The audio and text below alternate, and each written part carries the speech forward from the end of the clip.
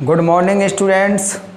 आज हम स्टार्ट करने जा रहे हैं क्लास 10th विज्ञान लेसन नंबर 4 प्रतिरक्षा एवं रक्त समूह इम्यूनिटी एंड ब्लड ग्रुप। ये अंक बाहर है 4। ये जो पार्ट है पेपर में 4 नंबर का पूछा जाता है। सबसे पहले समझते हैं अपन हमारे शरीर की बात करते हैं। ये मानव शरीर है। मानव शरीर में जब भी कोई रोगाणु प्रवेश करता है, रोगाणु का मतलब होता है रोग उत्पन्न करने वाला। ये रोगाणु प्रवेश कर गया।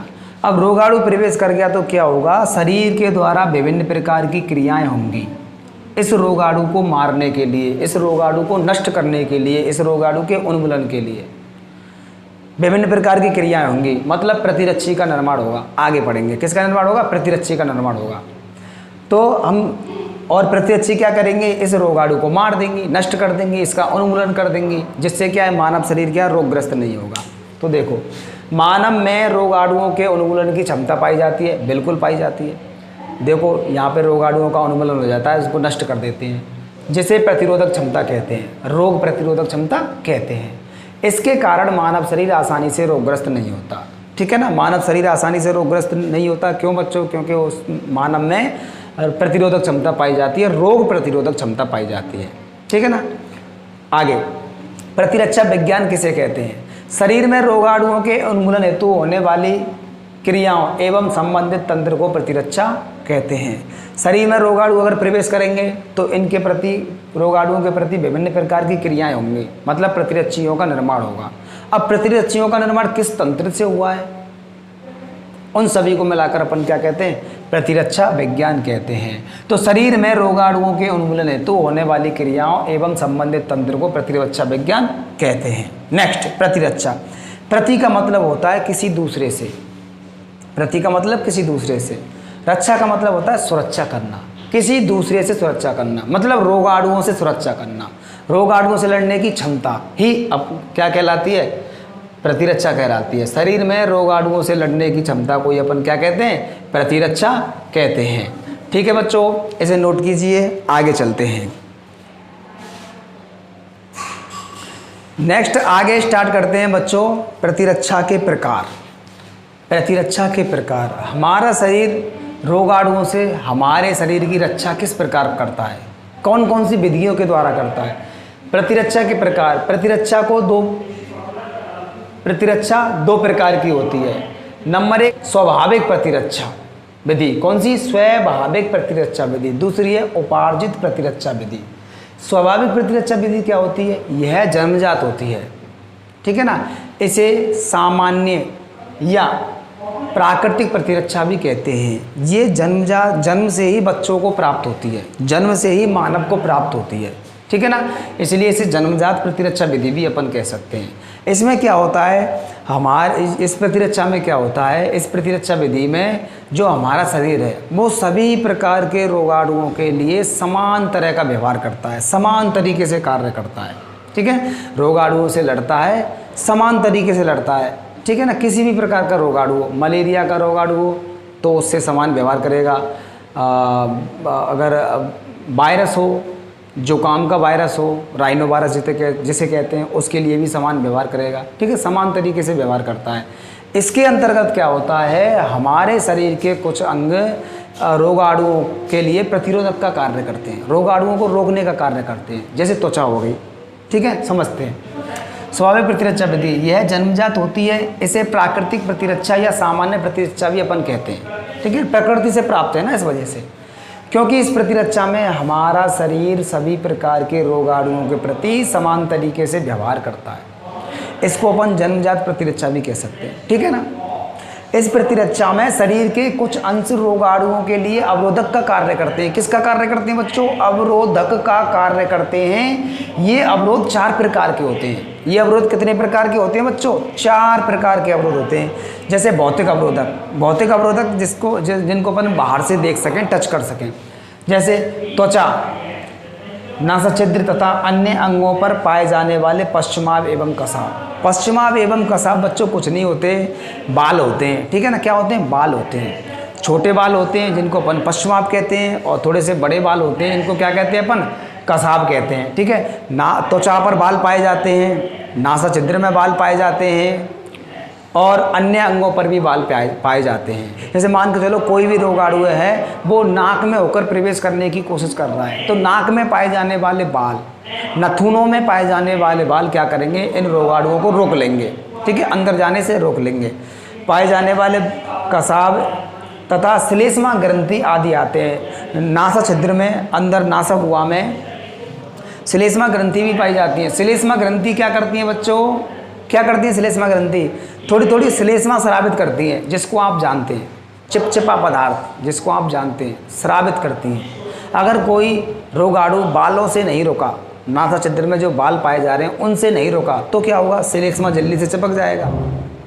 श्लेष्मा झिल्ली से चिपक जाएगा तो क्या होगा, श्लेष्मा स्रावित होगी, श्लेष्मा स्रावित होगी, क्या बन जाएगी, एक तरह से नाक बन जाएगी। क्या बन जाएगी बच्चों, नाक बन जाएगी। श्लेष्मा से वो रोगाणु चिपक जाएगा, जिसको अपन क्या करते हैं, खींच कर फेंक देते हैं, ठीक है ना। अच्छा, रासायनिक अवरोधक भी होते हैं कुछ। रासायनिक अवरोधक का मतलब है जैसे आमाशय का अम्लीय माध्यम, योनि का अम्लीय माध्यम, त्वचा पर पाए जाने वाले रासायनिक तत्व, पसीना हो गया, आंसू हो गए हमारे, ये लार हो गई हमारी, ये सभी क्या है, रासायनिक तत्व हैं। अगर कोई रोगाणु मुंह से होकर प्रवेश कर रहा है तो लार में विभिन्न प्रकार के एंजाइम पाए जाते हैं जो क्या करते हैं, रोगाणुओं को हमारे शरीर में अंदर जाने से रोकते हैं, रोगाणुओं को हमारे शरीर में अंदर जाने से रोकते हैं, क्योंकि लार में विभिन्न प्रकार के एंजाइम्स पाए जाते हैं। अगर कोई रोगाणु लार से नहीं रोका तो वो अंदर जाएगा आमाशय में, जिसको अपन पेट भी कहते हैं, उसमें चला जाएगा। तो आमाशय का माध्यम अम्लीय होता है, हाइड्रोक्लोरिक अम्ल पाया जाता है, वो रोगाणुओं को नष्ट कर देता है, ठीक है ना। तो ये रोगाणुओं को अवरोधक के कार्य करते हैं। पसीना होता है, पसीना मान के चलो कोई रोगाणु त्वचा से चिपक गया, त्वचा की सरफेस पर उपस्थित हो गया, तो पसीना आएगा, पसीने के साथ वो रोगाणु बहकर चला जाएगा। आंसू होते हैं, कभी कभी हमारे अचानक आंसू आ जाते हैं, क्या होता है, रोगाणु प्रवेश कर गया, आंसुओं के द्वारा वो बाहर निकल गया, ठीक है ना। ये होते हैं बच्चों रासायनिक अवरोधक होते हैं, रासायनिक तत्व होते हैं जो रोगाणुओं को हमारे शरीर में प्रवेश करने से रोकते हैं। तो 4 प्रकार के अवरोधक होते हैं बच्चों, इनको नोट कीजिए। 2 प्रकार के और अवरोधक हैं, उनको भी बताते हैं। हाँ, तो चलिए स्टूडेंट्स, नेक्स्ट अवरोधक के बारे में बात करते हैं, कोशिका अवरोधक। कोशिका अवरोधक का मतलब क्या है, हमारे शरीर के रक्त में पाई जाने वाली मैक्रोफेज, मोनोसाइट, न्यूट्रोफिल तथा साइटोटॉक्सिक जैसे प्राकृतिक मारक कोशिकाएं, बेसोफिल आदि रोगाणुओं को नष्ट करके शरीर की रक्षा करती हैं। अगर कोई रोगाणु ना तो भोजन के माध्यम से रुका, ना लार के माध्यम से, पसीने के माध्यम से, किसी भी माध्यम से रोगाणु नहीं रुका और हमारे शरीर में प्रवेश कर गया, हमारे शरीर में वो रोगाणु प्रवेश करके रक्त में पहुंच गया। कहाँ पहुंच गया, हमारे शरीर में वो रोगाणु प्रवेश करके रक्त में पहुंच गया। अब क्या होगा, अब यह होगा बच्चों, तो शरीर में रक्त में जब ये पहुंच जाएगा, मान लीजिए ये रक्त वाहिनी है, रक्त को वहन करने वाली नली, इसमें रक्त प्रवाहित हो रहा है और इस रक्त में ये रोगाणु पहुंच गया। अब क्या होगा, ये कोशिकाएं पाई जाती हैं, ये कोशिका न्यूट्रोफिल, बेसोफिल, ये कोशिका पाई जाती हैं, ये इन पर अटैक करके इन प्रतिजनों को या रोगाणुओं को मार देती हैं। चौथा है, डी नंबर का है ज्वर एवं सूजन। ज्वर एवं सूजन का मतलब क्या है, मान के चलो कोई रोगाणु हमारे शरीर में त्वचा के नीचे प्रवेश कर गया तो क्या होगा, हल्की सी सूजन आ जाएगी, त्वचा जो है उभरी हुई हो जाएगी, थोड़ी सी उभरी हुई क्यों हुई है बच्चों, रोगाणु जो है त्वचा के नीचे उपस्थित है, इस रोगाणु के पास ये बेसोफिल, मोनोसाइट, मैक्रोफेज आदि कोशिकाएं आएंगी इसको मारने के लिए, तो इनके लिए जगह चाहिए, इसलिए हल्की सी क्या जाती है, सूजन आ जाती है ताकि जगह हो जाए, प्रतिजन और प्रतिरक्षी की क्रिया के लिए क्या हो जाए, जगह हो जाए, ठीक है ना। ज्वर का मतलब होता है शरीर का गर्म होना। कभी कभी क्या होता है, शरीर गर्म हो जाता है। शरीर गर्म क्यों होता है, हमारे शरीर में रोगाणु प्रवेश कर चुके हैं, शरीर हमारा गर्म हो गया। क्यों गर्म हो गया, क्योंकि रोगाणु अधिक तापमान पर नष्ट हो जाते हैं, इसलिए हमारा शरीर ऑटोमेटिक गर्म हो जाता है ताकि रोगाणु क्या हो जाए, नष्ट हो जाएं। इनमें बच्चों चारों प्रकार के अवरोधकों को ये स्वाभाविक प्रतिरक्षा होती है, ठीक है ना। इसमें कुछ प्रतिरोधक होते हैं या कुछ अंग होते हैं, वो रोगाणुओं के लिए अवरोधक का कार्य करते हैं, ठीक है ना। अब चलते हैं नेक्स्ट, उपार्जित प्रतिरक्षा। उपार्जित प्रतिरक्षा जो होती है जन्मजात नहीं होती है, जन्म से प्राप्त नहीं होती है। इसे मानव शरीर अपने वातावरण से प्राप्त करता है, खुद अपने वातावरण से मानव इसको प्राप्त करता है। इसे विशिष्ट या अनुकूली प्रतिरक्षा भी कहते हैं। अब इसे विशिष्ट या अनुकूली प्रतिरक्षा क्यों कहते हैं बच्चों? क्योंकि इसको मानव अपने वातावरण से प्राप्त करता है। इस प्रतिरक्षा में प्रतिरक्षियों का निर्माण होता है, एंटीबॉडीज का निर्माण होता है। यदि कोई रोगाणु हमारे शरीर में प्रवेश कर गया, यदि कोई रोगाणु हमारे शरीर में प्रवेश कर गया तो क्या होगा? यदि कोई रोगाणु है हमारे शरीर में, ये प्रवेश कर गया रोगाणु, इस रोगाणु को बच्चों प्रतिजन कहते हैं, ठीक है ना, या एंटीजन कहते हैं। समझा देंगे अभी थोड़ी देर बाद। ये हमारे शरीर में प्रवेश कर गया तो क्या होगा? इसको मारने के लिए हमारे शरीर में, हमारे शरीर का प्रतिरक्षा तंत्र जो है सक्रिय हो जाएगा और प्रतिरक्षियों का निर्माण होगा। किसका निर्माण होगा बच्चों? प्रतिरक्षियों का निर्माण होगा। ये प्रतिरक्षी क्या करेंगी? इस पर अटैक करके इस रोगाणु को मार देंगी। तो इस प्रतिरक्षा में प्रतिरक्षियों का निर्माण होता है।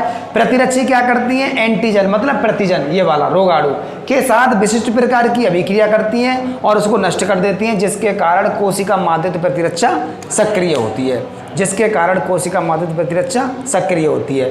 अब जो उपार्जित प्रतिरक्षा विधि होती है वो दो प्रकार की होती है। जो विशिष्ट प्रतिरक्षा विधि होती है वो कितने प्रकार की होती है? दो प्रकार की, सक्रिय प्रतिरक्षा विधि और निष्क्रिय प्रतिरक्षा विधि। अब सक्रिय प्रतिरक्षा विधि और निष्क्रिय प्रतिरक्षा विधि बच्चों किसको कहेंगे? आप इसे नोट कीजिए, आगे चलते हैं। तो चलिए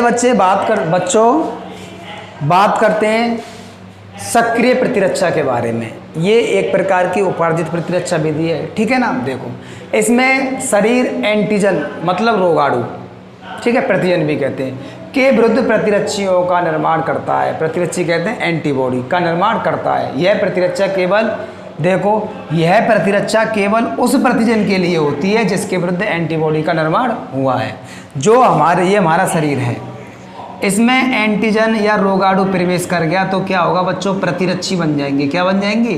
प्रतिरक्षी या एंटीबॉडी बन जाएंगी। ये प्रतिजन हमारे शरीर में क्या किया है? प्रवेश किया है, ठीक है ना। तो क्या होगा? ये यहाँ पे प्रतिजन आ गया, ये प्रतिरक्षी क्या करेंगी? इसको मार देंगी। तो इसका मतलब क्या है? इसमें शरीर एंटीजन के विरुद्ध प्रतिरक्षियों का निर्माण करता है, रोगाणु के विरुद्ध प्रतिरक्षियों का निर्माण करता है। यह प्रतिरक्षा केवल उस प्रतिजन के लिए होती है जिसके विरुद्ध एंटीबॉडी का निर्माण हुआ है, जिसके विरुद्ध ये प्रतिरक्षी बनी है। किसके विरुद्ध बनी है? इसके विरुद्ध बनी है। तो ये प्रतिरक्षी इसी से क्रिया करेंगी, ना कि किसी दूसरे रोगाणु से, ठीक है ना। मान के चलो बुखार के रोगाणु के लिए प्रतिरक्षी बनी है तो वे प्रतिरक्षी बुखार के रोगाणु को ही मार सकती हैं, जुकाम के वायरस को नहीं मार सकती, ठीक है ना। तो कह सकते हैं यह प्रतिरक्षा केवल उस प्रतिजन के लिए होती है जिसके विरुद्ध प्रतिरक्षियों या एंटीबॉडियों का निर्माण हुआ है। दूसरी प्रतिरक्षा होती है बच्चों निष्क्रिय प्रतिरक्षा। निष्क्रिय प्रतिरक्षा का मतलब क्या होता है? इस प्रतिरक्षा में क्या होता है? हमारे शरीर में प्रतिरक्षियों का निर्माण नहीं होता है। कोई विशिष्ट, ऐसा विशिष्ट प्रतिजन होता है, रोगाणु होता है, उसके प्रति हमारे शरीर में प्रतिरक्षी या एंटीबॉडी नहीं बनती हैं। जैसे कोरोना हो गया, जैसे पोलियो हो गया, ये रोग होते हैं, ये वायरस होते हैं, जैसे कोरोना वायरस है ये वाला, इसके प्रति हमारे शरीर में एंटीबॉडी नहीं बनेंगे। हमको क्या करनी पड़ेंगी? बाहर से एंटीबॉडी प्रवेश करानी पड़ेंगी। तो ये निष्क्रिय प्रतिरक्षा में क्या होता है? इस प्रतिरक्षा में कोई ऐसा विशिष्ट रोगाणु हमारे शरीर में प्रवेश कर गया जिसके विरुद्ध हमारे शरीर में प्रतिरक्षी नहीं बनती हैं। इसके लिए बाहर से प्रतिरक्षी प्रवेश करानी पड़ती हैं इस विशिष्ट रोगाणु के लिए बाई इंजेक्शन, इंजेक्शन के द्वारा। जैसे टीके लगाते हैं, पोलियो का टीका क्यों लगाते हैं? पोलियो वायरस का जो प्रतिरक्षी है हमारे शरीर में नहीं बनती हैं। हम क्या करते हैं? एक तरह से प्रतिरक्षियों को मुंह में डालते हैं 2 बूंद जिंदगी की, ठीक है। वो एक प्रकार की निष्क्रिय प्रतिरक्षा होती है। तो निष्क्रिय प्रतिरक्षा, इस प्रतिरक्षा में शरीर में किसी विशेष एंटीजन के विरुद्ध विशिष्ट एंटीबॉडी प्रवेश कराई जाती हैं। इस प्रतिरक्षा में शरीर में प्रतिरक्षियों का निर्माण नहीं होता है। मैंने आपको बताया कोरोना वायरस समझ लो आप, जैसे डिप्थीरिया, चेचक, खसरा, टेटनेस, पोलियो के टीके। पोलियो खतरनाक बीमारी थी बच्चों। 15 साल बाद इस पोलियो बीमारी का टीका बना, वायरस, कोरोना वायरस को तो अभी से 5-6 महीने हुए हैं, ठीक है ना। पोलियो बीमारी बहुत भयानक बीमारी थी। इस पोलियो वायरस के जो प्रतिरक्षी हैं वो हमारे शरीर में नहीं बनते, बाहर से प्रवेश कराए जाते हैं। तो निष्क्रिय प्रतिरक्षा का उदाहरण है, ठीक है ना। अच्छा, आगे बात करते हैं